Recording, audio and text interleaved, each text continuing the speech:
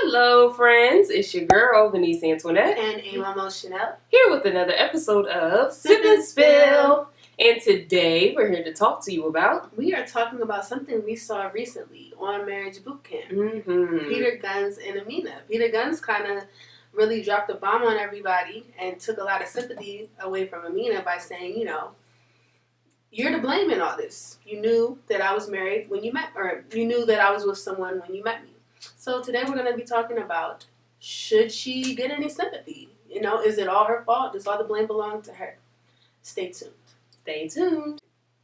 Okay, so what are your thoughts on this Amina situation? So basically, for those who didn't see it, what happened was during Marriage Boot Camp, they played a game basically on what they blamed the other partner for. Mm-hmm. So Amina threw the ball infidelity at him because he cheated on her. He, in return, threw the ball, my ex, at her, and it threw everyone off at first until he explained it. And he was like, even though I take 95% of the blame, I still give you the other 5% because when me and you were dating and when you and I got married, you knew I was still coming home to Tara every night. Even when we got married, I went home to her that night, and you knew that, and you still engaged in it. So even though I take 95% of it, you still have to acknowledge that you were wrong, which you never had done. Like, she never acknowledged she was wrong for that. She just always blamed Peter. So, in my opinion, I completely agree with Peter. And honestly, I think he did himself a disservice by only saying 95%. I mean, by saying he deserved 95%. Yeah. I think that's more of a 60-40 split. Mm-hmm. 60 for him and 40 for her. Because you knew that this man was going home to her every single night. Y'all's wedding day, he went home to her. So it's like, how can you blame him? Exactly. And not blame anything on yourself? I totally agree. I never had a single shred of sympathy for Amina. The only reason I felt a little bit bad for her was just because I felt like she was kind of stupid. Mm-hmm. But other than that, no, you knew what you were getting yourself into. You mm-hmm. knew that he had a whole family at home, 2 boys, mm-hmm. and that you're trying to pull him out of the house from. Mm-hmm. So, yeah, I never really felt bad for her. Yeah. The only thing I can give Amina is that he married her. So, to me, I think a lot of people underplay that, but I think that's a huge deal because Peter Gunz doesn't come off as the type to get married. And he chose her out mm-hmm. of all the women he was with. Even after being with Tara for 10, 13 years, whatever it was, he chose to marry Amina. So I feel like that still says a lot, but at the end of the day, when he married her, now that he's married to her, she wanted him to act the way she envisioned a husband, and it's like, you can't change him now when you right. married him content with the situation then. Mm-hmm. So she has to take the blame for that as well, in my opinion. Do you think the deportation rumors had anything to do with that marriage? Since she's not really from here. That was a rumor. They said that, he married her to keep her here because she's not a citizen. She was going to have to go back to, I think, Germany. I guess that could be part of it. I do believe that he felt like he had a true musical connection with her, like he said. Mm-hmm. And I do believe that he loves her. I think if that is not true, I could see him marrying her because he saw that with her, he could have his cake and eat it too, and she was content with it. Yeah. Whereas he couldn't with Tara. Tara was not, let me rephrase that because I actually lost a lot of respect for Tara, but she projected as if she wasn't willing to let him have his cake and eat it too. Right. Mm-hmm. Whereas Amina, she married him knowing that he had a whole a whole family. So... Mm-hmm. How do you marry somebody knowing they're not going to be staying? They're living with a whole other woman.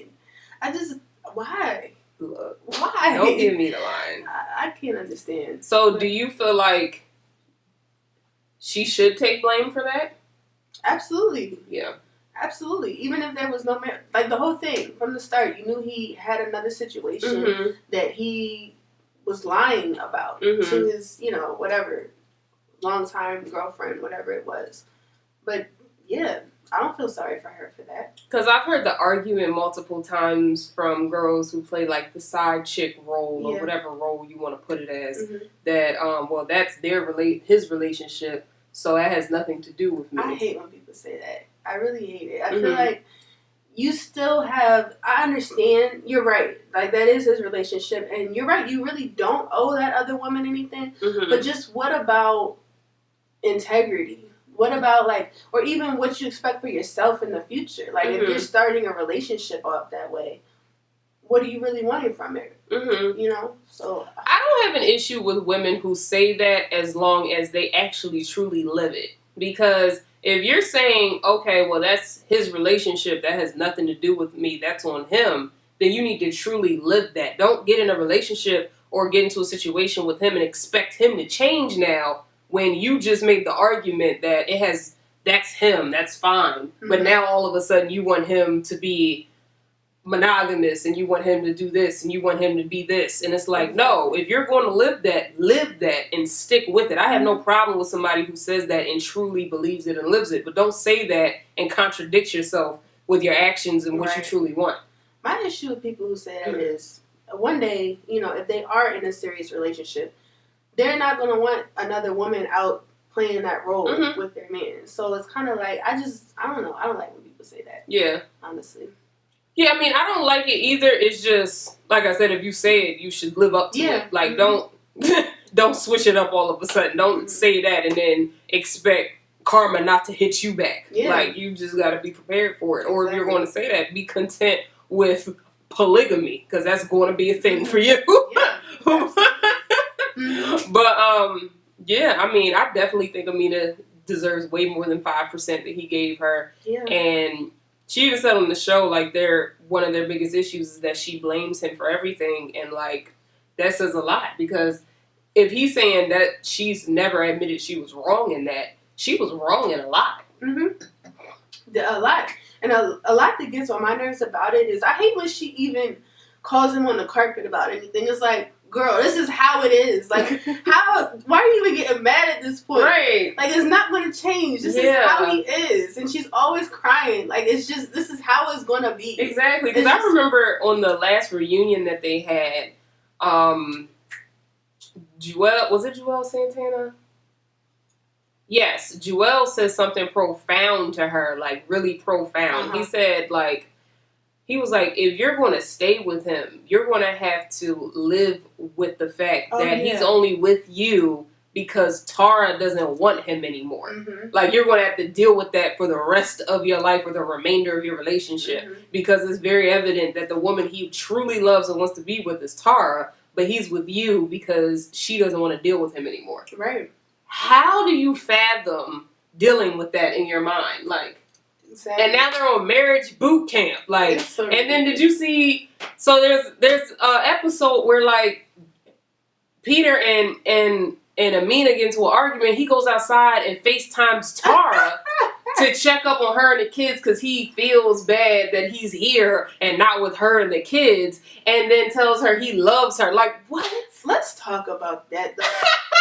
Have you, like, that's been a constant thing. Oh, Peter feels so bad. You guys don't understand Peter. Peter really feels bad about this. You don't, like, have you noticed how bad can you really feel?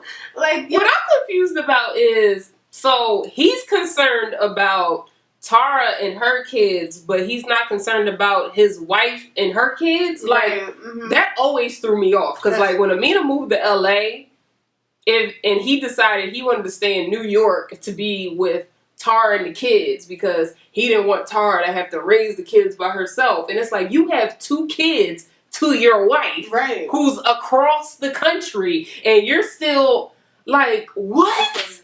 How does that even make sense to you? Like, his whole moral compass is all twisted. So yeah, so let us know in the comments down below whether you agree with Peter Gunz's argument of Amina needing to own up to her part in the blame of their relationship. If you think that a woman who does decide to deal with a man who she knows is in a relationship is part of the blame, or is it all his fault?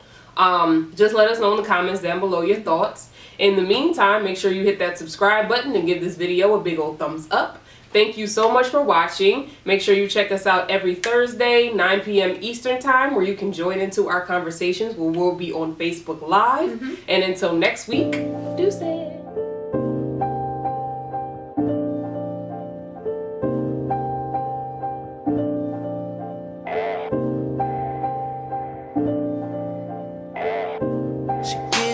decide. I saying she ain't staying over here. Each and every time I let her down like I didn't care.